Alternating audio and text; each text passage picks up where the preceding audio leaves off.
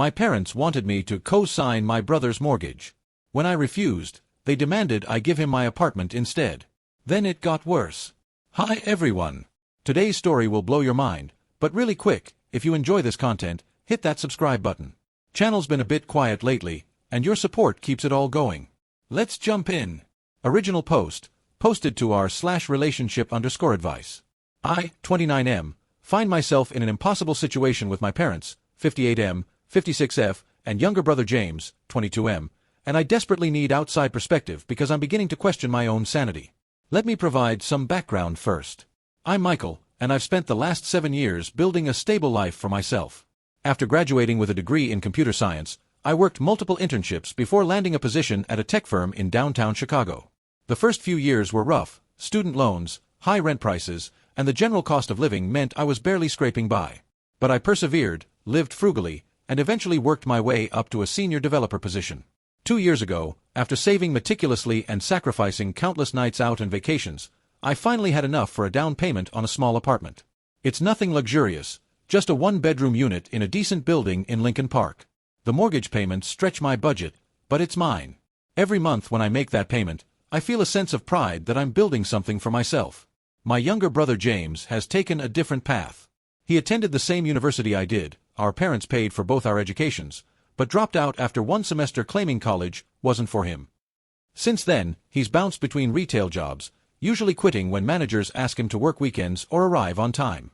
He lives paycheck to paycheck, though that's being generous. He's frequently borrowing money from our parents for rent, gas, or the latest video game release. I don't judge James for not wanting the corporate life. What concerns me is his complete lack of financial responsibility. He drives a car our parents bought him, uses their Netflix and streaming accounts, and still receives regular, emergency, cash infusions from them. At 22, he's never had to face real consequences for his choices. This brings me to last Sunday. My parents invited me for their traditional weekly dinner. Everything seemed normal. We discussed my mom's book club, my dad's golf game, and caught up on family gossip. Then, as my mother served her homemade apple pie, the atmosphere shifted. "Michael," my dad began, using his serious business voice, "we need to discuss something important as a family." My stomach dropped. In my family, important discussions usually meant someone needed money. My parents explained that James had found an incredible opportunity, a house in Naperville that was being sold below market value.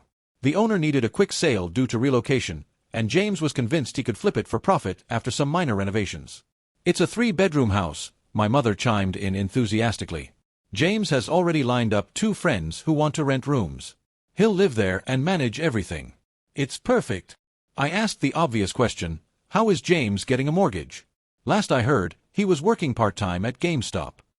That's when the real purpose of this dinner became clear. James's credit score was, in their words, not quite where it needs to be. In reality, I later learned it was in the low 500s due to multiple defaulted credit cards and an unpaid car loan, not the car my parents bought him, another one he'd financed and abandoned.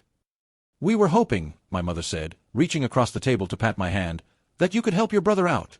Just co-sign the mortgage application. Your credit is excellent, and it would mean so much to James." I nearly choked on my pie. Co-sign a mortgage? For a house? For my financially irresponsible brother? The mortgage would be $2,200 a month, my dad added quickly. But with 2 roommates paying $800 each, James only needs to cover $600. It's actually cheaper than his current rent. I pointed out the obvious flaws. What about utilities? Property taxes? Maintenance? What happens when the roommates move out? What if they don't pay? My parents dismissed each concern with wave of their hands. James had thought of everything, and had really matured lately. Then my mother delivered the guilt trip. "Michael, family helps family. When you were starting out, we helped you." This was technically true. They'd let me live at home for 6 months after graduation while I job searched. They'd also paid for my education, which I was grateful for. But I'd never asked them to co-sign loans or bail me out of financial mistakes. "I need to think about this," I said, trying to stay calm. "What's there to think about?" James interjected. He'd been unusually quiet until now. "You make bank at your tech job. This won't even affect you unless I screw up, which I won't. If it won't affect me, then why do you need my signature?" I countered. The table fell silent. Then my dad cleared his throat and presented what they clearly thought was a reasonable compromise.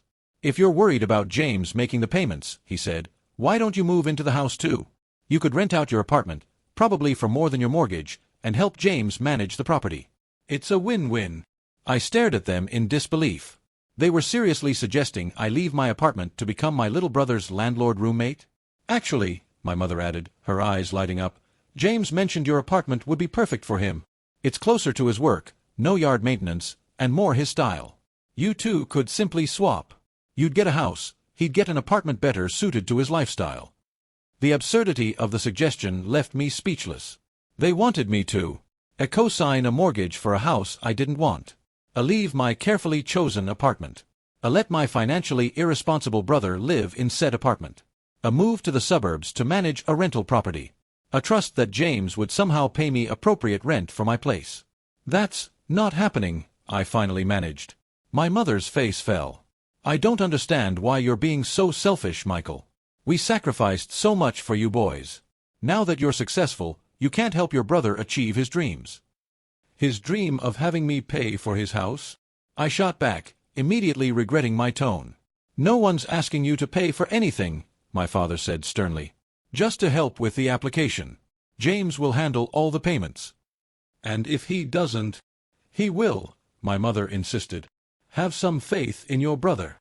Faith. They wanted me to risk my credit score, my financial future, and my home on faith in someone who couldn't even maintain a retail job for more than 3 months. I stood up, my appetite gone. "I need to think about this," I repeated. "This is a huge decision. How long do you need?" James demanded. "The house won't be available forever. Other people are interested." "Then maybe one of them can co-sign for you," I suggested. The ride home was a blur. My phone started buzzing before I even reached my apartment. Text messages from my parents, missed calls from James, even a Facebook message from my aunt saying she'd heard I was being difficult about helping family. Over the next 3 days, the pressure campaign intensified. My mother sent long, emotional texts about how she'd failed as a parent if her sons couldn't support each other. She reminded me of every sacrifice they'd made, every dollar spent on my education, every opportunity they'd provided. My father took a different approach, sending me spreadsheets showing how the rental income would cover the mortgage, how property values in Naperville were rising, how this was actually a smart investment opportunity I was passing up. James oscillated between anger and manipulation. One message would call me a selfish prick who forgot where he came from, the next would be about how he just wanted to build something like you did, and how I was crushing his dreams. The extended family got involved too. My Aunt Patricia called to lecture me about family values. My Uncle Robert sent a condescending email about how successful people have an obligation to lift others up. Even my cousin Jennifer, who I barely speak to, posted a passive-aggressive Facebook status about people who hoard their success instead of sharing with family. I spent those days agonizing over the decision. Was I being selfish? I did make decent money, $95,000 a year, which was comfortable but hardly wealthy in Chicago. I had savings, but they were earmarked for emergency funds and future goals. Co-signing this mortgage would mean taking on a massive liability that could destroy everything I'd worked for if James defaulted. But the family pressure was overwhelming. They made me feel like a monster for protecting my own interests. Like I was spitting on everything they'd done for me by not immediately agreeing to risk my financial future for James's house flip fantasy. After 3 sleepless nights, I made my decision. I would not co-sign the mortgage. I would not give up my apartment. I would not enable James's continued irresponsibility. I crafted a careful response explaining my position. I emphasized that while I loved my family, co-signing a mortgage was a serious legal and financial commitment I wasn't comfortable making. I offered alternative help. I could assist James in improving his credit score, help him create a budget, or research first-time buyer programs he might qualify for on his own. The response was swift and brutal. My mother called me sobbing, saying I'd broken her heart and abandoned my brother. She accused me of being corrupted by money and forgetting my values. My father sent a cold, formal text. "I'm disappointed in the man you've become. Your mother and I will remember this when it's time to update our will." James simply sent, "You're dead to me. Don't ever ask me for anything. Hope your apartment keeps you warm at night." The extended family bombardment continued. I was called selfish, heartless, ungrateful, and worse.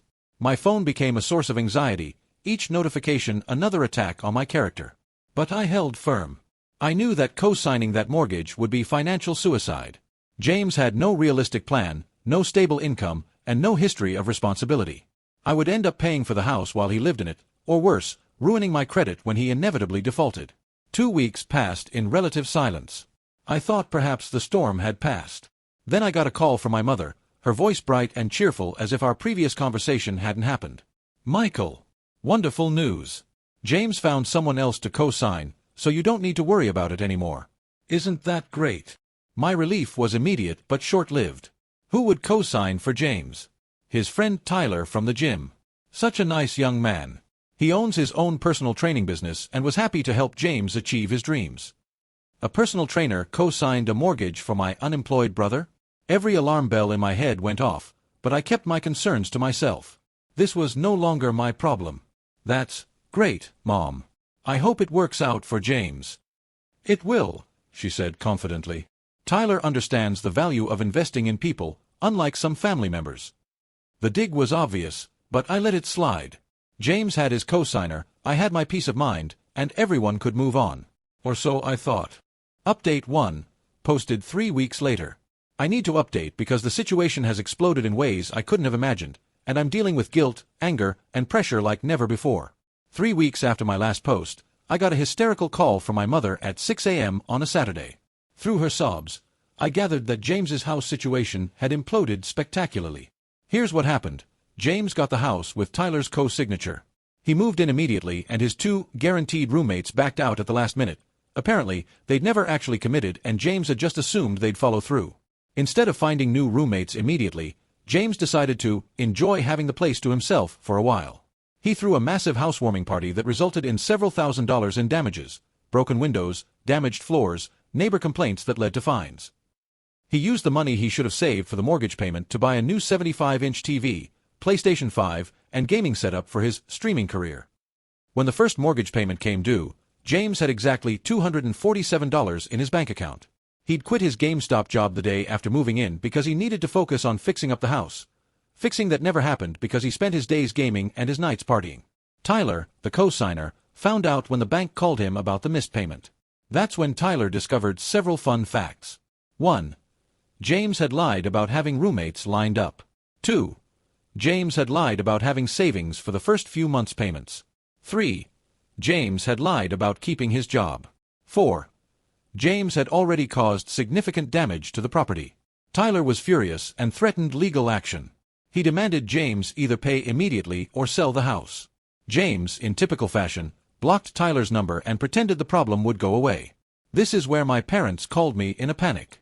They wanted me to come to an emergency family meeting to solve this situation before it destroys James's future.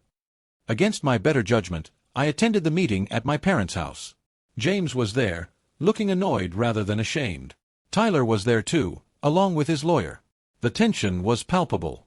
Tyler's lawyer laid out the situation. James owed $3,400 in missed payments and late fees. There was approximately $5,000 in damages to the property. If James didn't pay within 10 days, Tyler would pursue legal action for breach of contract and damages. This would destroy both their credit scores and likely result in foreclosure. My parents' solution? They turned to me with hopeful expressions. "Michael," my dad began, "you're the only one in a position to help here." Their proposal was staggering in its audacity. 1. I should pay the $8,400 to cover missed payments and damages. 2. I should move into the house to supervise James and ensure future payments. 3. James would move into my apartment, yes, my apartment, rent-free to reduce his stress. 4. I would collect rent from new roommates and manage the property. 5. Once the house was stable, James would take it back over. "This solves everyone's problems," my mother said earnestly. "Tyler gets his money, James keeps the house, and you get to invest in real estate." I looked around the room in disbelief. Even Tyler's lawyer seemed shocked at the suggestion. How does me paying for James's mistakes and giving him my apartment solve anything? I asked. "It's not about fault," my mother said. "It's about family helping family through tough times." "Tough times James created through lies and irresponsibility," I pointed out. James finally spoke up. "Look, I made some mistakes, okay? But you're sitting on a goldmine with that apartment. You could easily afford to help out. You're just being selfish." "Selfish?" I stood up.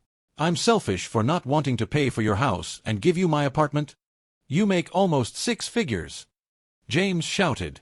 "I make minimum wage. Of course you should help." "You made minimum wage," I corrected. "You quit your job, remember?" My father tried to mediate. "Michael, please. Your brother is facing serious legal consequences. Tyler could sue him. He could lose everything. He should lose everything," I said. "He lied, he quit his job, he destroyed property, and he expects everyone else to clean up his mess." Tyler's lawyer interjected. "Mr. Thompson, while your family works this out, I need to know, will someone be paying these debts in the next 10 days? All eyes turned to me. The pressure was immense. My mother was crying. My father looked desperate. James was glaring at me with pure hatred. Even Tyler looked hopeful that I'd save him from this mess. "No," I said firmly. "I will not pay for James's mistakes.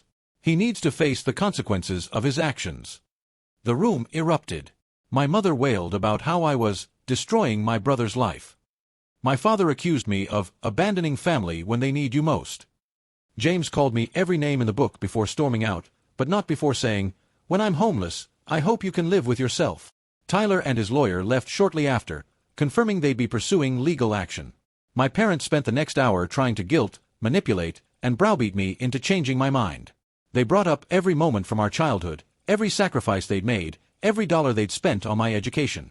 I finally left when my mother said, "If you won't help your brother, then you're no son of mine." The next week was hell. My phone rang constantly with calls from family members near and far. Everyone had an opinion on why I was a terrible person for not bailing James out. The narrative had been twisted. According to the family grapevine, I was a millionaire tech bro refusing to help my struggling brother keep a roof over his head. Some highlights from the messages. "Family means nothing to you, Aunt Patricia. Your parents gave you everything and this is how you repay them. Uncle Robert. Must be nice to have money while your brother suffers, Cousin Jennifer. I'm praying for your soul because clearly money has corrupted it, Great Aunt Linda." Meanwhile, the legal situation progressed. Tyler sued James for the full amount plus damages. James, having no money and no assets besides the house, was forced to sell. The quick sale meant taking a significant loss, which didn't cover what he owed Tyler. Tyler got a judgment against James for the remaining $45,000. James, facing wage garnishment and a destroyed credit score, declared bankruptcy. This process revealed even more debts I didn't know about: credit cards, personal loans, even money borrowed from friends. The total was over $80,000. With no options left, James moved back in with our parents. You'd think this would be a wake-up call. You'd think everyone would realize that enabling James had led to this disaster. You'd think they'd stop blaming me for not throwing good money after bad. You'd be wrong. Update 2, posted 2 months later. I genuinely thought the situation couldn't get worse after James's bankruptcy and moving back with our parents. I underestimated my family's capacity for denial and manipulation. For 2 months, I maintained minimal contact. I responded to basic texts, sent birthday wishes, but avoided any real conversations. I needed space to process the guilt and gaslighting I'd endured. My therapist, yes, I started therapy, helped me understand that I'd made the right choice, even though it felt awful. Last week, that fragile peace shattered when my parents showed up at my apartment unannounced on a Sunday morning. I was tempted not to answer, but I could see my mother had been crying and worry overrode my better judgment. They sat on my couch, looking around my apartment with calculating eyes. My mother commented on how spacious it was for one person. My father noted the prime location and excellent natural light. Red flags everywhere. "We need to discuss James," my father began. Of course we did. It was always about James. They painted a pitiful picture. James was depressed, spending 18 hours a day gaming in his childhood bedroom. He'd gained weight, stopped showering regularly, and refused to look for work because, what's the point with bankruptcy on my record? They were worried about his mental health. Has he considered therapy? I suggested. There are programs for job training, financial counseling. My mother cut me off. What James needs is hope. He needs to feel independent again. Living with us makes him feel like a failure. I could see where this was going, but I let them continue, morbidly curious about what new scheme they'd concocted. "You've proven you're responsible, successful, adaptable," my dad said. "You could thrive anywhere. James needs more support. Since you're so financially responsible," my mother added, "we think the best solution is for you to let James have this apartment." I actually laughed. It was so absurd I thought they were joking.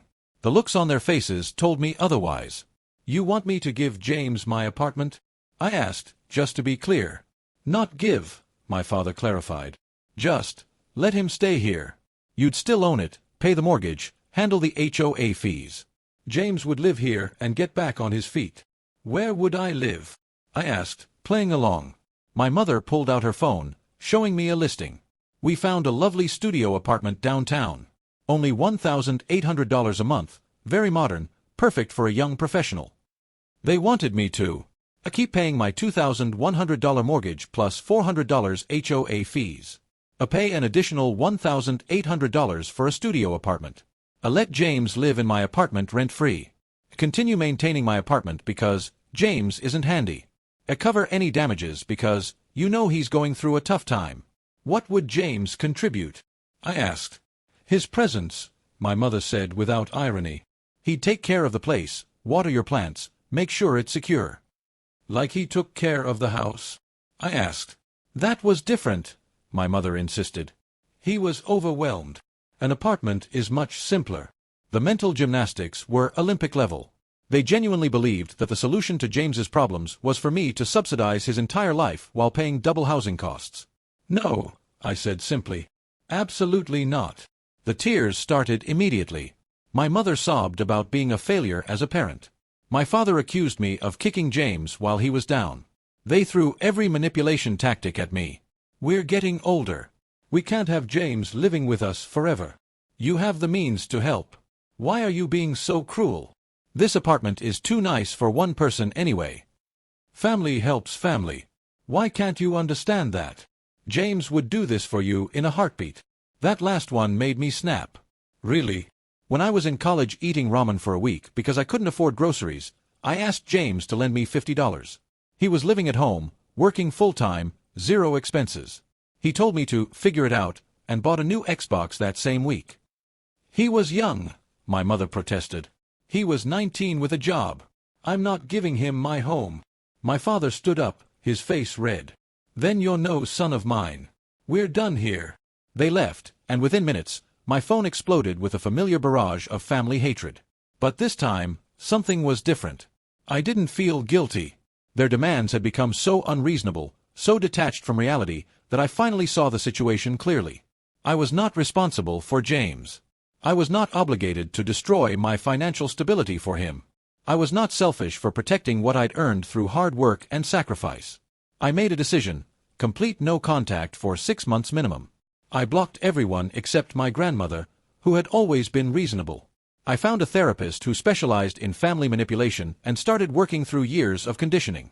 The extinction burst was intense. They tried everything. Showing up at my workplace, security removed them. Sending letters to my building management claiming I needed welfare checks. Having family friends reach out pretending to catch up, then launching into guilt trips. Creating fake social media profiles to message me. Even contacting my ex-girlfriend to try to get her to convince me. But I held firm. And slowly, the noise died down. Final update, posted 1 month later. I'm writing this final update from a place of peace and clarity I didn't think was possible a few months ago. The 6-month no-contact deadline hasn't arrived yet, but I've already gained so much perspective. Through therapy, I've recognized patterns of manipulation that go back to my childhood. I was always the responsible one, expected to excel so my parents could point to their parenting success while simultaneously sacrificing for James, the perpetual baby who needs help. 2 weeks ago, my grandmother called. I'd left her unblocked as she'd always been the most reasonable family member. She asked to meet for coffee, promising no ambush, no guilt trips, just a conversation. I cautiously agreed. What she told me reframed my entire childhood. James wasn't just the baby of the family. He was an accident that nearly ended my parents' marriage. They'd been in counseling, considering divorce, when my mother got pregnant. They stayed together for the kids, but poured all their guilt and overcompensation into James. Every time he struggled or failed, they saw it as evidence of their failed marriage hurting him, so they cushioned every blow, fixed every problem, and never let him experience consequences. I watched them create this monster, my grandmother said sadly.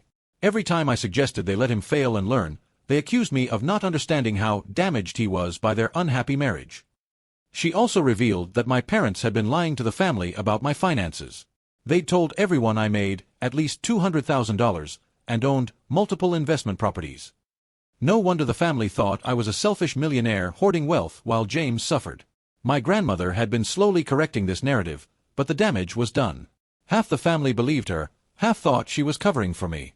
She didn't care, she was just glad I'd finally stood up for myself. "What's happening with them now?"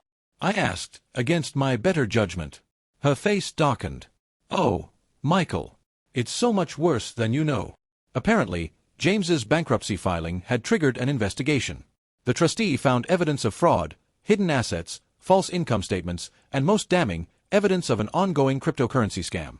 For months, James had been running a classic pump-and-dump scheme, convincing gym buddies and online gaming friends to invest in a fake cryptocurrency he'd created. He'd used the house as collateral for additional loans to invest in his own scam, planning to cash out and leave others holding worthless digital tokens. Several victims had already filed criminal complaints. The FBI was investigating.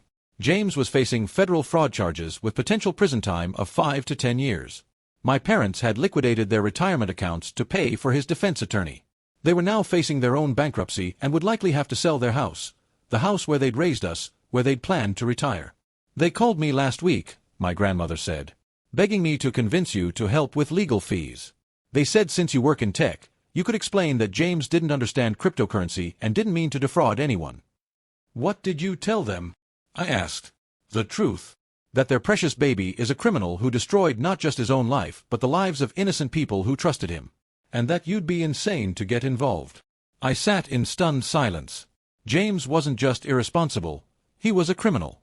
And my parents were still enabling him, still making excuses, still trying to drag me into his mess.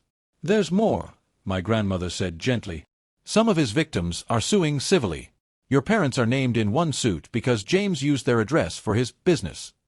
They could lose everything." I felt a mix of emotions, sadness for my parents, anger at James, relief that I'd stood firm, and guilt for feeling that relief. My therapist later helped me understand these conflicting feelings were normal and valid. As I write this update, James is in federal custody awaiting trial. My parents are living in a small apartment, their house sold to pay legal fees. Most of the family has gone quiet, either from shame or the realization that they backed the wrong horse. I've maintained no contact with my parents and James. I occasionally get updates through my grandmother, but have asked her to limit them to only essential information. I've donated anonymously to a fund set up for James's victims, people who lost their savings believing his lies.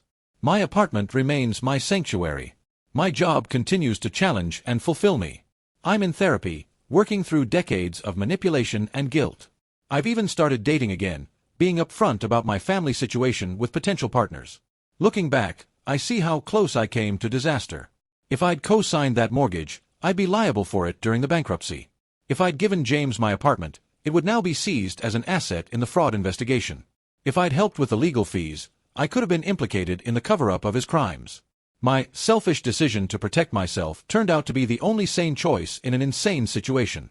My therapist has helped me understand that real love sometimes means letting people face consequences, that enabling isn't helping, and that sacrificing yourself for someone determined to self-destruct helps no one. To anyone facing similar pressure, trust your instincts. You are not responsible for other people's choices, even family. You are not selfish for protecting what you've earned. You are not cruel for refusing to enable destructive behavior. Sometimes the most loving thing you can do is say no. Sometimes saving yourself is the only option when someone is determined to drown and pull you down with them. I'm building a new life without the toxic dynamics that nearly destroyed me. It's lonely sometimes, but it's honest. It's mine. And for the first time in my life, I'm truly free. Thank you to everyone who supported me through this journey. Your validation and advice kept me sane when I doubted myself. Hold your boundaries. Trust your gut. And remember, you can't save people who don't want to be saved. No is a complete sentence. Use it.